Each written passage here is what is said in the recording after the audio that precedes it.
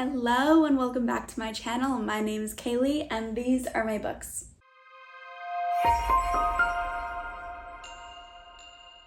Today's video is a video where I'm going to be talking about my top 10 favorite horror books of all time. Not of this year, of all time. So of course, this list is subject to change. So these are my top 10 favorite horror books as of May 2023. Although honestly, a lot of these are more recent favorites, like within the last 12 months, because really, I've been reading so much more horror than I ever have in the last 12 months. I've always read horror, but it's been like a couple books a year, where I feel like the last 12 months it's jumped up as my top 2 most favorite genre. It was already incredibly difficult to narrow down this list to 10 books, and therefore there is no way I can rank this list. So the 10 books I will be talking about are in no particular order. I have no idea what is my all-time favorite horror book. I'm sorry, that is too tall of an order. I cannot rank them that much, but I can go ahead and give you the top 10. And May is the perfect month for me to be talking about my favorite horror books because I'm currently a co-host of Lexi from Books with Lexi's Readathon, which is called Escape the Readathon, which means I am currently stuck in a haunted house. I'm gonna leave the announcement video down below because if you are watching this in May, it is not too late to join the Readathon. Make sure you join Team Film Crew if you're signing up though, because that is my team, so obviously we are the best team. And you can read any genre you want for this readathon, but because the setting is in a haunted house, I thought it would be fun for me to talk about my favorite horror. And just in case anyone else who is participating in Escape the Readathon is also in a spooky vibe based off of the readathon, here are some of my top 10 favorite books. And if you haven't read them yet, I definitely invite you to go check them out because I think they are fantastic. I'm starting the video off with kind of a classic for the horror genre, and it's gonna be The Shining by Stephen King. This is the only Stephen King that's on this list. Stephen King is so hit or miss for me. Like, I either like his books or I freaking hate his books, and more often than not, I don't like his books, but The Shining really worked for me. This is one of my all-time favorite books, hence it being in this video. If you aren't already aware of the premise of The Shining, this is about a family who goes to stay in a hotel during the winter off season when no one else is at the hotel, just to kind of be caretakers there, but the hotel is haunted and they are wreaking havoc upon this family. So it's very much like a haunted house story, but it's a haunted hotel story. I thought it was super scary. I loved the characters in here. Obviously it's supernatural from the ghost, but also the child in this book is a main character with powers, like with mental powers, which is so freaking fun. And that's one thing that Stephen King does that I wish like all horror authors do. A lot also do that, but I feel like Stephen King is so well known for having like child main characters in adult horror books. And I think that's so fun because it's such a good way for me to immediately care about these people. Because if it's a bunch of adults in the hotel, it's like, whatever. But a kid, I'm rooting for that kid right away. I don't need to know anything about them. Just the fact that they are a kid means I'm rooting for them. And everything ultimately becomes more creepy just because it's a kid. So I love when kids are in books. And really the main character of this book, in my opinion, is the kid, is the son in the family. And yeah, it's a little bit long, but in my opinion, it could be longer.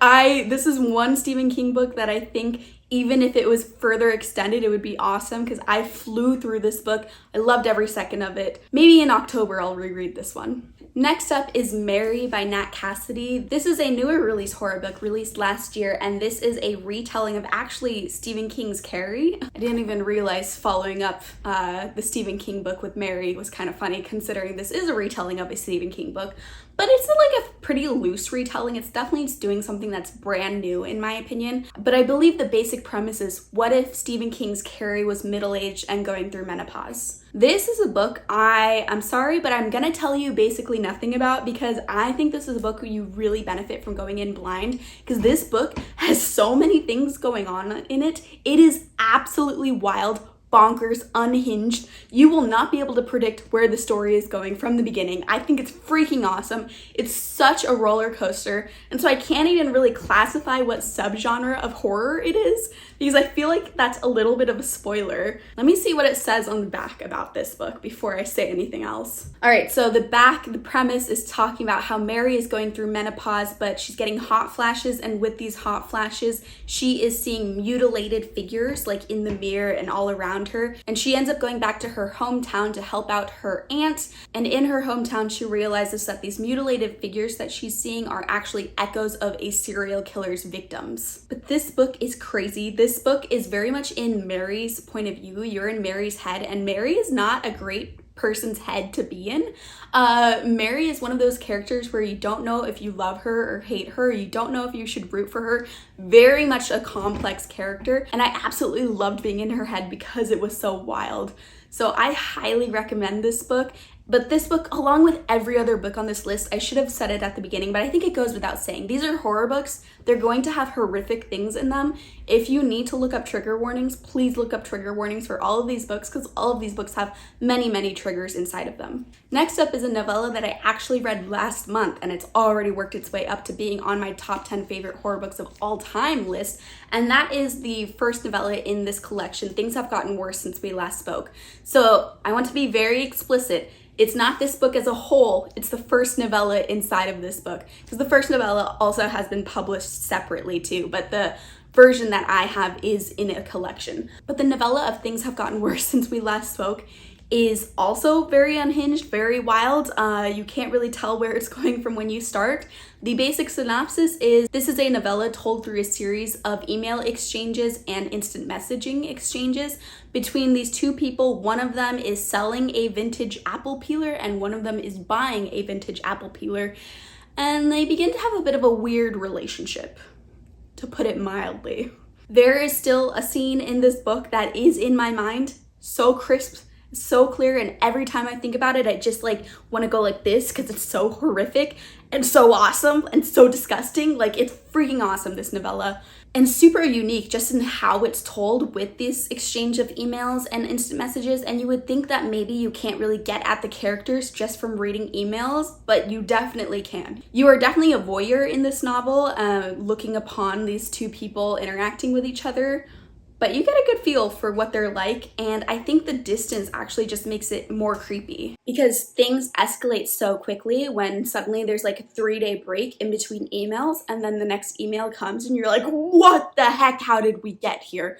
And so I think the distance of not being in the characters' daily lives each day and relying on these emails and these instant messages, in my opinion, heightened the horror of the whole novella. Next up, I have the first Grady Hendricks on this list. Grady Hendricks is the only author that is on this list twice, but he is my all-time favorite horror author, so I had to include 2 of his books on the list. The first of which is The Final Girl Support Group. This one might be a little bit controversial because I know a ton of people hated it when it came out, but I ate this up. I freaking loved it. So this is Grady Hendricks' take on a slasher novel where all the final girls from their respective slasher franchises have grown up more, and they're now all middle-aged women who meet together for a support group once a month. But then it seems like there's a new slasher on the rise, and this new slasher is trying to do the most impressive feat of slashing, which is to take out all the final girls. So this is like a meta universe where it feels like our world, but if all of the iconic slasher movies in pop culture actually happened.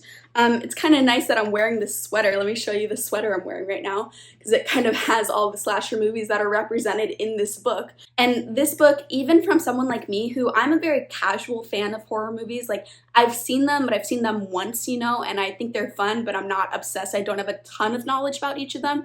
Even I was able to pick up on a lot of the pop culture references in here, and I just found them so fun. Often pop culture references are hit or miss for me, but I actually think Grady Hendricks does pop culture references so well, and the Final Girl Support Group handles the slasher movies being real in this universe in such a fun and horrific way. Like, this is gory, this book, and it's gory in the best way possible. There is a really important plant in this book too. All of our characters have little quirks to them, but the quirks make them feel like real complex characters, even with this intense amount of violence and slashing that takes place. And slashers just in general are one of my favorite subgenres in horror, so the fact that this book reads almost like a love letter to slashers means it was a win in my eyes. And then this one isn't officially on the list, but I just wanted to also bring up My Heart is a Chainsaw as another book that I think of as a love letter to slashers. So if you have read Final Girl Support Group and loved it, you should try My Heart is a Chainsaw. The references to the movies, the horror movies, are a bit more obscure, and I didn't catch a lot of them, but I think this plot is freaking awesome. The characters are really, really cool, and Stephen Graham Jones is another one of my favorite horror authors. And I'll just continue holding this book up, even though this is not the book on the list, but a different Stephen Graham Jones book is on my list, and that book is Night of the Mannequins. I'll put that up on the screen somewhere. I don't own a physical copy, unfortunately. Night of the Mannequins is a novella by Stephen Graham Jones, and it is freaking awesome. Again, though, I think it's a little bit of an unpopular opinion because a lot of people hated it. And so I will say you have to go into this book not expecting killer mannequins, instead expect psychological horror. And I will not elaborate on that because I don't want to spoil anything, but basically the premise of Night of the Mannequins by Stephen Graham Jones is we have a group of teenagers having a fun summer. One of them works at a movie theater. They think it's going to be funny to prank the person that works at the movie theater by bringing in a mannequin to sit in the movie theater, and then like the ticket count's going to be off. It's going to be hilarious. But then it's not so funny when the group of friends sees the mannequin get up out of the theater and walk away. And they're like, what the heck? What is going on? And so it's about a story of death and destruction over the summer, all spurred on the witnessing of this mannequin getting up and leaving the theater. I think Stephen Graham Jones is by far the best author to be able to get into these very unhinged characters' minds. Stephen Graham Jones' writing borders on stream of consciousness writing, and it works so well for me because I really like how he is able to incorporate so many psychological elements into his horror. No matter what book it is, every single one of his books has this really detailed view of a character's mind. Like, he spends a lot of time letting us know the character's thought process, letting us know the character's biases, letting us know what the character's thinking about, how the character's thinking about it, why the character's thinking about it. He gets very deep into the characters' minds, and I think he's brilliant. The next and last Grady Hendricks on my list is My Best Friend's Exorcism. This one is amazing. This book made me cry. So this is about a group of friends over the summer and throughout their school year. They're all in high school, when one of them gets possessed by a demon and the other one is determined to exorcise the demon out of her, but the demon does not want to leave. It's got a lot of like high school shenanigans, and by shenanigans I mean horrific high school scenes. I love a school setting, and so I think the school setting paired with the high school shenanigans paired with the horror works so well. This book is pretty campy and I love it. Oh, it's also set in the 80s, and it has so many 80s pop culture references, and this is another example of Grady Hendricks doing pop culture so well in his novels. This book really touched me with the friendship, and it is not a perfect friendship at all, but I think the imperfect nature of the friendship and the end of the book just really touched me. It felt very real to me, and I ended up crying. In fact, I ended up bawling at the end of this book. So I was emotionally attached to this. I think the scares in here are awesome. I think some of the scenes are super freaky, super scary, super gory. Grady Hendricks always has at least like one moment in every single one of his books that's going to haunt your nightmares for weeks to come. And this cover, it definitely like has one of the best covers out there. Next up is Into the Drowning Deep by Mira Grant. This is a sci-fi horror book about a bunch of people who are scientists. They go out on a hunt in the ocean to see about these rumors of mermaids out there.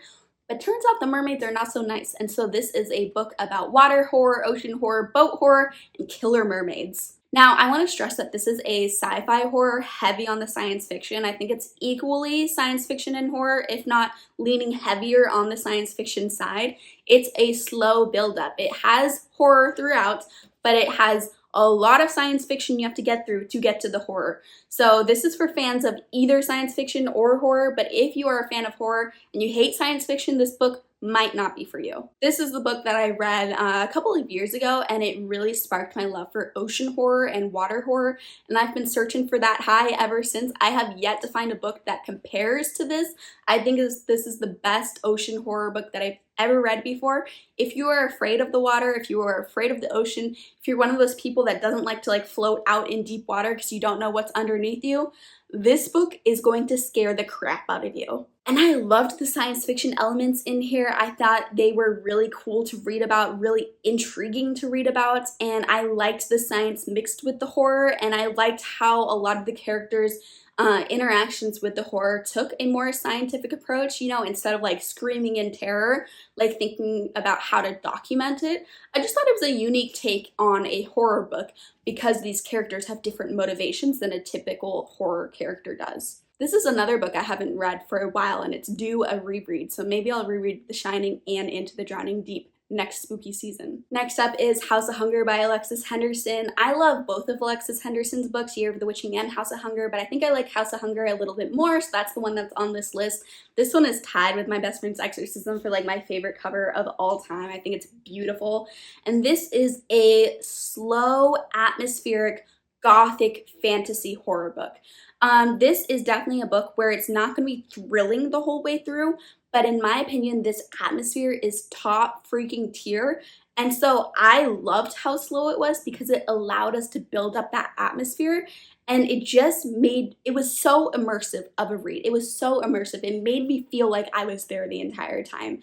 And then when we get that climax, the climax hits so hard because you're fully immersed into these characters. It is set in a different version of our world, like in a fantasy world where there are noble houses, and this is a world that is very much divided between social classes, and our main character is very poor, working in a factory, has a very bad life, and gets super desperate for money. So she takes the position of a blood maid in a noble house. And the noble house are full of people who are like vampire adjacent. They aren't vampires, but they do like to drink blood.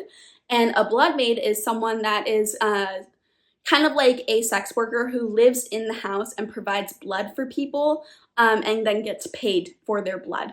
But it's not sex work, but it's like sexy work, I guess. And it has a lot of similar connotations to sex work, the blood maids in this. And I just loved the characters. It was partially a coming of age story as well. It had a lot of YA tropes, but I want to stress that this is very much adult because of the graphic nature of the content in here being adult. But if you enjoy YA fantasy or YA horror, I think you should try this because even though this is an adult book, it might be a good bridge if you want to get into adult horror. If you're used to the more YA stuff, this would definitely be a good bridge. I feel like if there was such a thing as new adult horror, this would definitely be new adult horror. But like I said before, this book's atmosphere is one of the best atmospheres I've ever read about. I was so sad to finish it because it just felt like I went on a journey with these characters. I had a full experience reading this book, and I actually read this book quite slowly because I wanted to prolong my time existing in this world. I mean, it's a freaking horrible world, don't get me wrong. This is a horror book. Bad things happen. But I loved it at the same time. Hard to explain, but if you're a horror reader, you know that feeling. Next up is another more recent favorite, and that is Blinky by Keelan Patrick Burke. This is a really short novella, only about 75 pages. And this is a grief horror novella about a man and his estranged wife. They recently had their infant daughter pass away, and they buried her with her favorite blanket, and when he's grieving in his house, he hears weird noises coming from what used to be his daughter's room. He opens the door and finds the blanket that was buried with her sitting in the room. And so it's a little bit about a haunted blanket, and I thought this book was so touching. I think it's a bit of a slow build, especially for how short this novella is. It's only 75 pages, but you really have to give it a good like 30 pages for things to start happening. I was a bit wary at first, wasn't sure where it was going, wasn't sure if I was gonna like it. And then somewhere in the middle, I realized that I was reading one of my favorite books that I've ever read, and it's just a short 75 pages. I was incredibly touched by this. I was incredibly freaked out by this. I think the grief horror was so effective, and I loved how like poetic and metaphoric the use of horror to describe someone's grief over losing a loved one was in this novella, and how the whole trend in this novella is it supernatural or is it a metaphoric expression of grief? Or is it both? You know, I just think this novella is beautifully done, beautifully written, and I really need to be reading more from Keelan Patrick Burke because this is still the only thing I've read, and I really feel like he has the potential to be one of my favorite horror authors of all time too. Up there with Grady, Hendricks, Mira Grant, Stephen Graham Jones, and Darcy Coates, who, I'm spoiling, is the next book to talk about. And then last but not least, the 10th book to talk about is Gallows Hill by Darcy Coates. Darcy Coates is one of my favorite horror authors of all time, but I think Gallows Hill is definitely my favorite book. I mean, I have a top 3. It's definitely Voices in the Snow, Caro Haunt or Gallows Hill, but for this list, I think Gallows Hill is the one that I'm putting on my top 10 favorite books.